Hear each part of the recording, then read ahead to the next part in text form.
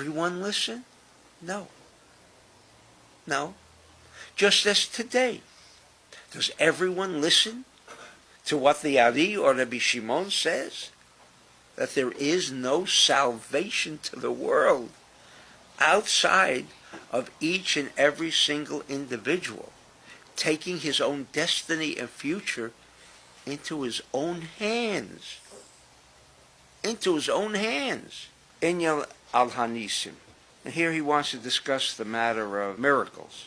Kvaya data, says the Ari, Masha Katuv b'tikunim, that which is already written in Tikkunim, in the Tikkunei Zohar, which deals with the time of Mashiach, Netzach Hod Heim Bet Pikudin. The two Sfirot, the two energy intelligences of the lower triad. You know, we have in the Magen David, we have 6 points, each one of them representing a point by which the energy is channeled through the Magen David. It's not just the Star of David, but it was called Magen David. It was called the Shield of David. Well, how does a little two triangles shield us? Well, obviously we're not discussing the triangles. What we are discussing is a symbolism of the Sfirot, of the energy intelligences.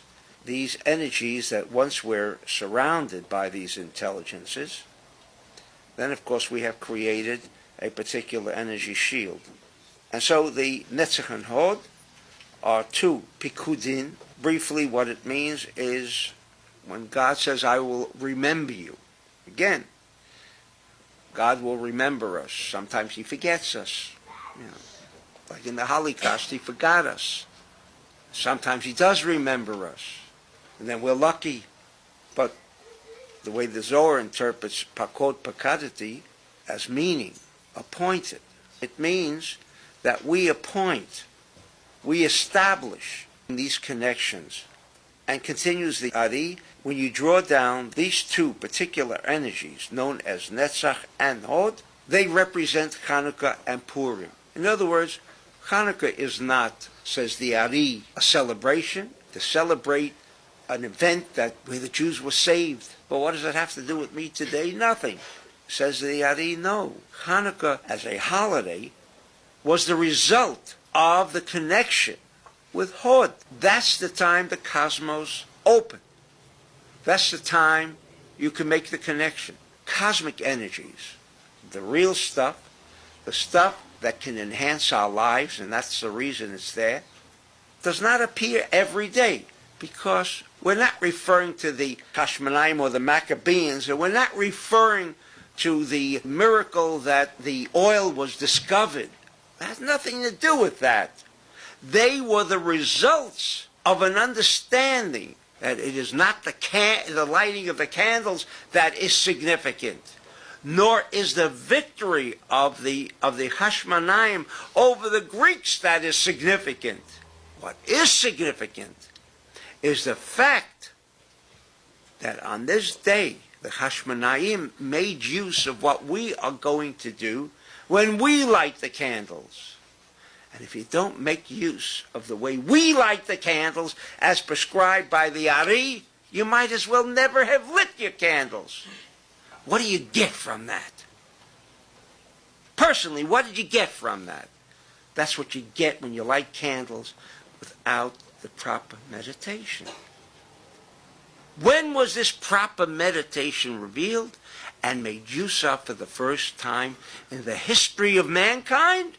That year, along came the Hashmonaim and revealed for themselves and consequently created the miracle, this miraculous event of defeating by a handful of people the Greek Empire, destroying it literally, and the revelation that the connection to this energy called Hanukkah, not the holiday of Hanukkah, subsequently followed because we had a revelation of Hanukkah that was concealed. Hanukkah that was once just in a potential form became revealed that day for the mankind to make use of a connection, a new connection that was now made available so that we can create some protection around us. Shebehem mitgalim ha'orot netzach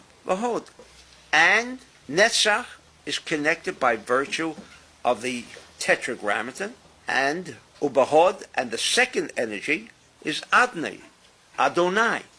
They both are pronounced Adonai, but one refers to one aspect of energy, and the other one, Aleph Daled Nun Yud, refers to the Hod aspect of energy. And together, when you combine these two, you have Nes. Because when you add numerically these two words, you have the numerical value of 110. 110. The word Nes has no meaning. We used it later as meaning running. What does it mean, running? You run away from the chaos that we all must experience in this world. And you run away. How do you run away? A clue. The clue was 110. These are merely clues that the Hashmonaim picked up and subsequently provided us with that material that we could duplicate, not lighting of candles, but duplicate what they did for themselves in that period. Who cares that they were successful? Who cares that Jews won? I remember only the Holocaust. I remember Spanish Inquisitions. I remember people getting sick every day. You want to impress me with two miracles that once happened? And for that, I'm supposed to become elated, celebrant, etc. That was never the intention, says the Ari. The word Nes that we have come to relate as meaning miracle has nothing to do with the idea of a miraculous event. It's there to teach us that during Hanukkah there are these two energies available, and when you make connections with these two energy forces, and of course we have Yesod, which embraces both, because when you embrace the two, they become part of a whole. And what is that whole? One thing. We came here to connect what the Torah originally set out to provide us with. An opportunity to protect ourselves. You know what that means, to protect yourself? So you're not in the wrong place at the right time. And that's why this is not popular today. Because we want to be part of a system that originally set forth rules by which we can enhance our lives.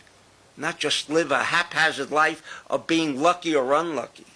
And therefore, Yesod, which embraces both Netzach and Hod, creates the Nun Sha'arim, the 50 gates of Binah. That's why this month was created with Samach and Gimel. 63 is the interpretation and spelling of the Tetragrammaton of Binah. When you tap Binah, how do you tap Binah? Through that Magen David. Then you draw down this energy. U'lechein nikra al hanisim. B'neinimsa ki nesachod nikra'u nisim. And therefore, on Hanukkah and Purim, we say al hanisim. Is it a prayer? No. There's no such word as prayer. Nisim refers to these two particular energies when are brought together. Now all of a sudden, we've turned Hanukkah into a science lecture. But that's what it means. It doesn't mean all the other things that we constantly hear about Hanukkah.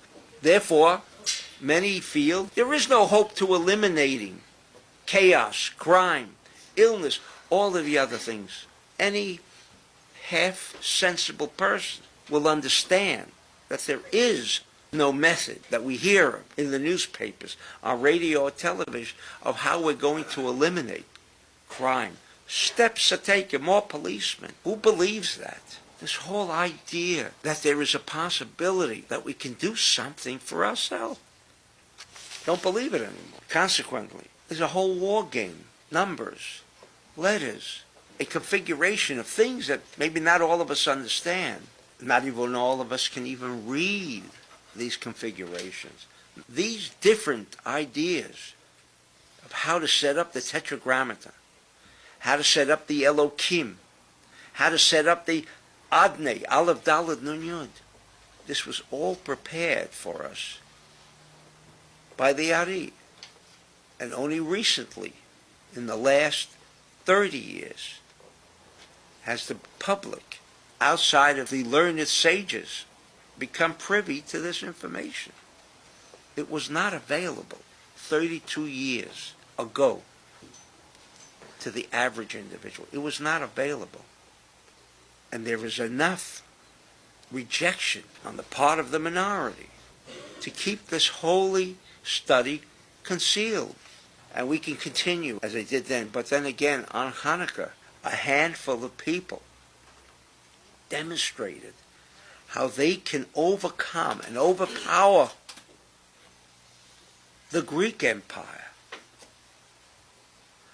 Did everyone listen? No. No. Just as today. Does everyone listen to what the Ari or Rabbi Shimon says? That there is no salvation to the world outside of each and every single individual taking his own destiny and future into his own hands. Into his own hands. For without an active participation on the part of the individual, we could never expect, nor shall we ever see, a government or a group effect a change in the course of history.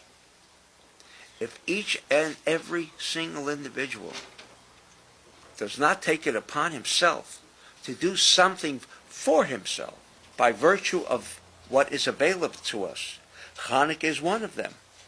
We have been afforded a mechanism by which each and every single day we can wrap ourselves around with a security shield. But again, I have to caution you, as the Ari and the Zohar have always established a prerequisite. If you're living in the mud, and what I mean by that is, there is no concern for your fellow man. We are greedy, thinking only of ourselves and nobody. And I have just gotten through saying that the only ones who are going to be able to protect ourselves is ourselves. So that we must consider ourselves, we must do for ourselves, but by the same token we must also consider doing for others. If all we can think of is ourselves, this entire system does not work. It does not work. But for most of us who have a sincere desire, not only to think of ourselves, but to think of others too, and not enhance ourselves at the expense of others. The only problem that we have is, even if we want to conduct ourselves in a moralistic way, because we lack this protection, we then feel that we must embark on a method by which we can take greater protection for ourselves, that we may survive. That also is not the rule by which we can live. And therefore Hanukkah has come to be known in Kabbalistic terminology as a mini Rosh Hashanah. You can alter our destiny, to change some of the flaws that await us in the days ahead. We have this opportunity. But we have to take this opportunity. We must understand it. It requires effort, and hopefully we shall succeed as the Chashmonayim before us. Amen.